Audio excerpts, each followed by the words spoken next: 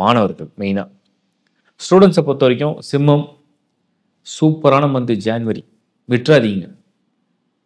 என்ன உங்களுக்கு வந்து மைண்டில் இருக்கோ, என்ன உங்களுக்கு வந்து உங்களோட ஃப்யூச்சர் எய்ம் இருக்கோ, அதை வந்து பிளான் கரெக்டாக போட்டு அதை எக்ஸிக்யூட் பண்ணுறதுக்கு சரியான மந்த் ஜான்வரி. பார்வையெல்லாம் ரொம்ப நல்லா இருக்கும். பிளானட்டரி பொசிஷன் எல்லாமே ஃபுல் சப்போர்ட் பண்ணுற மாதிரி நல்ல பார்வைகள் இருக்கும், நல்ல பாசிட்டிவாக இருக்கும்.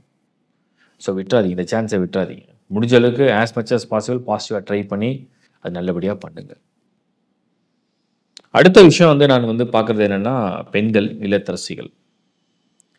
பெண்களை பொறுத்த வரைக்கும் இந்த சிம்மம் ஒரு மாதிரி ஒரு மன உளைச்சலை வந்து சந்திக்கிற காலங்கள் தான் இந்த காலங்கள். சனி பார்வையில் அப்படி இருக்குது.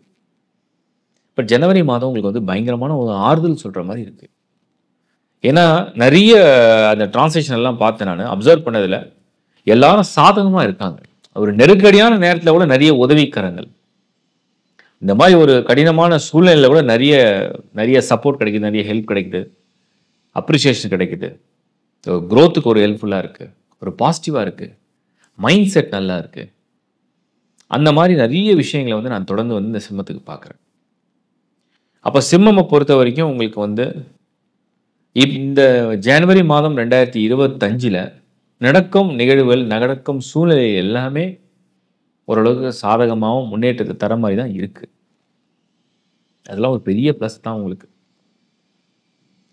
அடுத்தது நம்ம பார்க்குறது என்னென்னா ஆரோக்கியம், ஹெல்த்து. வந்து நான் என்ன சொன்னாலும் சரி, 8th ஹவுஸில் ராகு இருக்கார், 7th ஹவுஸில் சனி, கண்டக சனி, அஷ்டமஸ்தானத்தில் ராகு, 2ல் கேது. ஆரோக்கியம் நீங்கள் தான் உங்களை நல்லா கவனக்குறைவாக இல்லாமல் பார்த்துக்கணும். ஹெல்த்து மைண்டு ஸ்ட்ரெஸ் இல்லாமல், டென்ஷன் இல்லாமல், தேவையில்லாத திங்க் பண்ணாமல், தேவையில்லாமல் கோவப்படாமல், அமைதியாக உங்கள் ஆரோக்கியத்தை நல்லா பார்த்துக்கணும்.